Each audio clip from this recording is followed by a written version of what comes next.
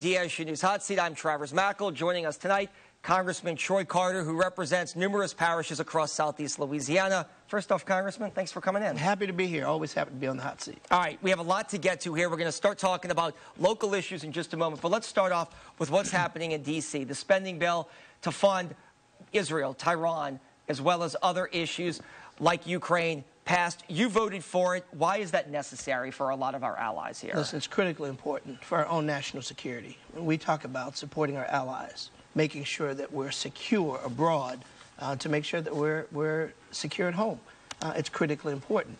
And we know the strategic alliances that we have are critical to protecting us from the onslaught of terrorism, insurgency into America.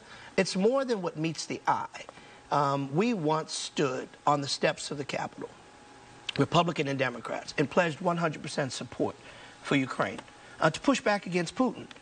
Yet somewhere along the line, because apparently there was a shift in party philosophy with my friends on the Republican side, that was held up. And that's unfortunate because as a result of that, we lost critical grounds in pushing back against Putin and his self-styled war that is a threat to democracy across the country. So what we did last week and what Speaker Johnson did last week, even in the face of threats with his own party, was the right thing to do to support Israel and to support Ukraine and Taiwan, to make sure that we're pushing back against the evils of those who would threaten our democracy. We know that there's a lot going on in the Middle East. We know that there's so much need for humanitarian aid in Gaza because there's so many people that are dying senselessly. And we need to get a stop to it as soon as possible to end the onslaught of innocent lives, women and children that are being slaughtered needlessly in a horrible way. And so what we did last week was a push in the right direction to hopefully end the war and get back to some semblance of democracy. Because back here at home, this has been a hot-button topic. You've seen what's going on local college campuses. It seems like it's a lightning rod for controversy, even here locally, with what's going on between Israel and Gaza. A lot of passion going on. A lot of passion going on. What I would encourage everyone out there, regardless of which side of this you fall, is to be able to communicate and have your civil disobedience done in a way that is respectful, that doesn't cause harm to anybody else. Hopefully we will get to a point where we can have meaningful discussions on the security and safety of making sure that people in Palestine, the people that are in Gaza, are protected against the terror of Hamas and Hezbollah, who are dangers to our democracy. And we know that their support comes from Iran. And Iran is no friend to America. So we have to be ever vigilant in how we protect the rights of Americans while protecting the rights of those who are being harmed in Gaza, as well as our friends and our allies in Israel. Final question while we're on this topic. You brought up Mike Johnson. You were the only Democrat in the Louisiana delegation, but you have worked closely with a lot of your Republican colleagues for the betterment of this state. There's the chance that he could lose his speakership over this. Where do you stand on that, given the fact that it probably benefits Mike Johnson, who is a Republican and you are a Democrat? It probably benefits the state to have the speaker from Louisiana, but there's a chance, given the fact that he pushed this vote, he may be ousted here. Listen, Mike did the right thing. Our speaker did the right thing. We're in different parties and we often philosophically and ideologically disagree on policy. But when it comes to Louisiana, we try our best to stand together and fight for the people of Louisiana. Although our ideological and political views are oftentimes quite different, I 100% support the fact that he did the right thing as far as funding this funding package, even at his own risk with his own party. This notion that because he did the right thing, because he had the audacity to stand with Democrats, he should lose his job is ridiculous. We saw what happened with McCarthy. We saw how it paralyzed the House, how we were unable to get a spending package, how we're putting all of our federal employees, our military, at risk of not being paid, of not having resources. We can't go through that again. The American people deserve better. That's what I was going to say. Does it hurt the American people and Congress as a whole if he is ousted and there's gridlock again trying to get another speaker in? Every time we freeze our motion, every time we go through these machinations of not being able to do the public's business, the confidence in America, the confidence in Congress, and the confidence of its leadership wanes. We cannot afford that, particularly at a time like now, when there's so much unrest in the world, when our superpower status of protecting our allies and world peace is something that we should all be on the same page for. Now's not the time to play those kind of political games. All right, recently you have gotten a lot of funding. A lot of people here like to see this. Some for the Port of New Orleans as they expand into St. Bernard Parish. We're going to talk about that in just 1 second. But let's talk about your criminal justice reform issues here in the city of New Orleans. You've gotten some money for the crime lab. Crime is top of mind for a lot of people watching this, especially in New Orleans and Jefferson Parish. Why is it necessary to keep that federal money in this area to make sure that people are safe? As you know, federal dollars, like any dollars, are very competitive. So we all go to Washington and we fight to bring back as many dollars as we can to support our state and support our local communities. Crime, obviously, in New Orleans is critically important. And so all hands have to be on deck. So rather it is funding the crime lab, which is so critically important because we know since the storms, we've not had a fully functional crime lab. We've had to use the state police. Well, now we'll be able to have our own crime lab. And what does that mean? Access to the most modern technology, making sure that we're able to open cold cases, making sure we're able to use DNA and other state-of-the-art technologies, making sure that we have money for crime prevention. Because at the end of the day, we'd much rather prevent crime than arrest crime. If we can stop people from becoming criminals, that's far better than catching someone. So we've got to invest money in making sure that we stop the bad actors before they become bad actors.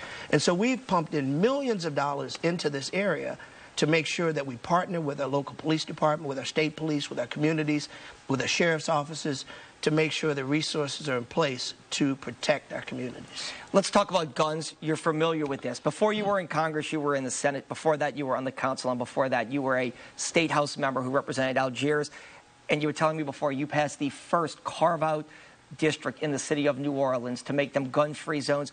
It's a hot topic right now. Our local delegation is trying to make essentially a big portion of the city of New Orleans a carve-out gun-free zone, the French Quarter and the Warehouse District. Is that necessary? Yeah, sure it is. But I'll tell you what's really necessary is that we not have people running around like the Wild Wild West, everyone carrying a gun concealed without a duty to inform even police officers.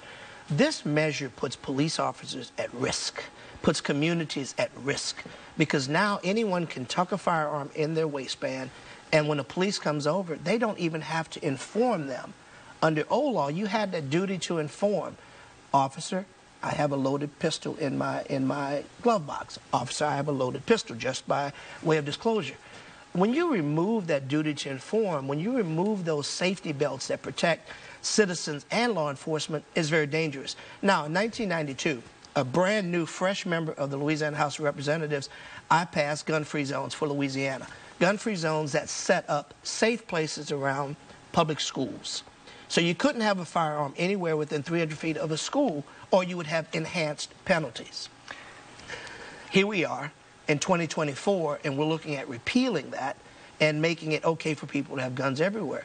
Should we have carve-outs? Absolutely. Should guns be around schools? Absolutely not. Should they be around hospitals? Absolutely not. Should they be around courtrooms, in the French Quarter, around Mardi Gras parades?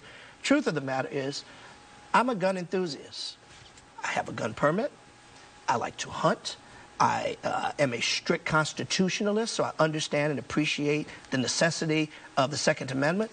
But I also understand that we should have the absolute training, background checks, making sure that people are licensed and know the safety measures of how to handle a gun. My God, you have to have a driver's license, a license to drive a car. Right. But you can have a gun without one. You can't buy a beer, but you can carry a gun. You can go to war at 18, but you can't buy a pack of cigarettes. Now, I'm not advocating people be able to buy a pack of cigarettes, but the point I make is, if these requirements are in place to prevent people who should not have guns to have proper licensing and permitting, you certainly should have them for a person who's carrying a loaded firearm. Really quickly to follow up on this, because it's such a big talker right now. I know it's 32 years ago, but how did you get that passed? Because right now, for some of your former colleagues in the House and Senate as Democrats, it's an uphill battle. It seems like we are in a hyper-red state, and a lot of senators and House members just are not going to push something like this through. So how did you do it 32 years ago, and what do they need to do now if they'd like to see this happen for the city of New Orleans? 32 years ago, we had a Democratic governor, and our state was still blue. So we had different views on gun control, different views on global protection for people, be they Republican or Democrat. Unfortunately, somewhere along the line, we have now shifted from what I think is common sense to partisanship. Those bullets know no race, they know no color, they know no party. And we have to be smarter than just being partisan. Listen, I'm a proud Democrat. I make no apologies for it. But when it comes to working together with Republicans, Democrats, others to protect lives, to protect communities, to make sure that we are having the necessary safeguards and guardrails in to protect people of all races, all colors, and all parties, we've got to be better than that. We've got to be smarter than that. We just can't hide behind our party and say, oh, this is the talking points for our party, so therefore, there is no notion in my mind. I can't speak to everyone, but I can speak for myself and for a majority of my party. No one is trying to take your guns away. You can keep your guns. Let's just be trained. Let's have a permit. Let's make sure that they're not falling in the hands of the wrong people, and let's protect our community. That's what this should be about. That's what the debate should be about. Not about which party is winning. We're Americans, and our role should be to fight for America, not for our party. Really quickly, not to rush you, because we do want to get to a couple more topics, especially insurance. Let's talk about the port. The money that you secured, it was tens of millions of dollars. There is pushback, though. St. Bernard is still fighting this legally in court, but it does seem like it's full steam ahead for the Port of New Orleans and this project that's going to expand. Listen, from everything from expanding the port to being able to have expanded containerized shipping, but also making sure that the trucks, the many trucks that come in, are environmentally friendly, to make sure that we're reducing emissions. The last $7 million was to make sure that we outfit trucks to make sure that they are reduced emissions. But the expansion into St. Bernard, into one port, into having, while we have multiple ports and everyone's free to have their autonomy, we really ought to be looking at us being one. Not taking away anybody's authority within their individual ports, but we should swing from the same vine, working together. And to our friends in St. Bernard, I have pledged to work closely with them to make sure that we mitigate whatever the issues are, whatever the concerns are, to make sure that this expansion is good for St. Bernard, good for Jefferson, good for Orleans, good for Plaquemines, and good for our entire state. Because remember, we should not be competing against each other as a port. The rest of the world, those are the ones that we compete against. We're Louisiana. And we once had the strongest port, and we will again. These resources will get us a long way to rebuilding and strengthening our port so we can have the kind of jobs, economic development, and commerce that we know our port can handle. Yeah, I think people want to go back to what it was as well, too, to make sure that we are one of the strongest ports in America.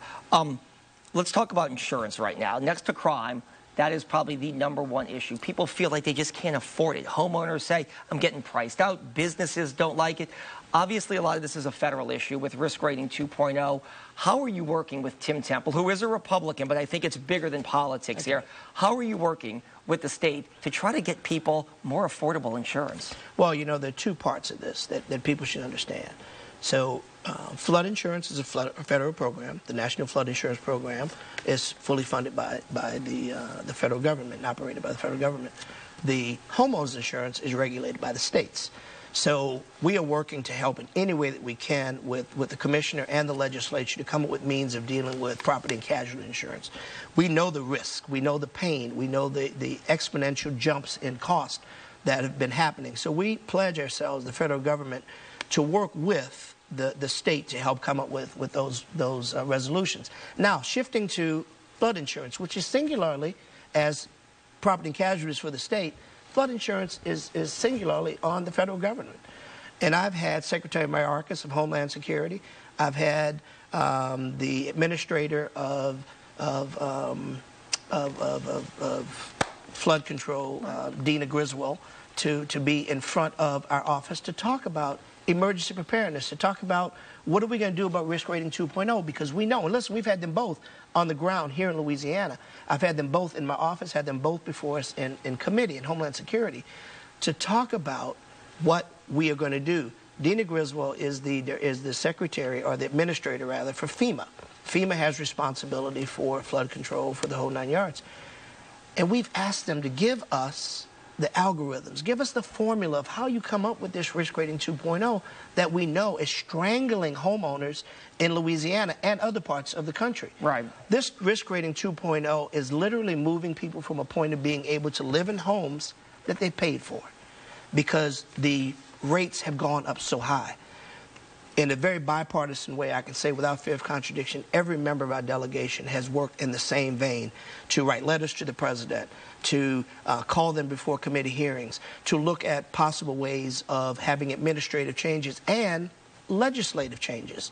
So we're not going to sit on our hands. We know how important this is. We will continue to work until we find a way to correct risk rating 2.0 and bring those prices down so people can afford to live in the homes in the neighborhoods that they choose, many of which are retirees and senior citizens whose homes have been paid for years. Here's the further risk, insult to injury. A person decides that I can't afford to have insurance, so now I don't have it anymore. If you don't have a mortgage, there's nobody going to force you to do it. So now you go without insurance. Pay me now or pay me later. A peril comes. A person chose not to have flood insurance. Federal government steps in anyway. So isn't it better for us to provide resources so people can insure themselves in an affordable way and not be an additional burden to the federal government? It's government's job. And I'm going to continue to fight to find ways to make sure we reduce those rates. I hope so, because a lot of people watching this right now are definitely concerned about it. Really quickly, in about 2 minutes, because we are running out of time here, a lot of stuff going on at the state capitol. 3 years ago, before you were elected to Congress for the first time, you were a state senator right now. The optics of everything seems like it's Republicans basically getting their way at the State House right now. Is that unfortunate for the Democratic Party, or voters who vote Democrat, or voters who are just nonpartisan, who says, hey, look, I just want what's best for the state, but it seems like everything has to be Republican and Democrat, especially right now in Baton Rouge? It's unfortunate for Louisiana, because whenever we put our party ahead of people, we put politics ahead of people, the people lose. We've got to put people ahead of politics. And regardless of what party, everyone has a right to their own philosophical and ideological views. It's okay. None of us have a patent on being correct. We all have the right to have our own ideas and to love our parties.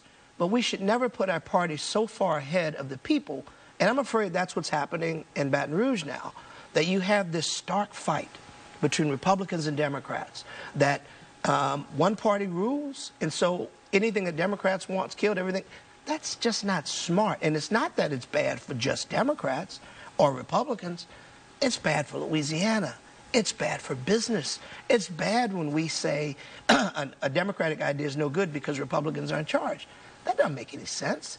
If you have a good idea and it's going to save lives and it's going to provide for resources to the people, man, we should jump on that. If a Republican brings it, it's good. We should go with it. If a Democrat brings it and it's good, we should go with it. Listen, $71 million I fought to bring to Louisiana for EBT, the summer feeding program. Right.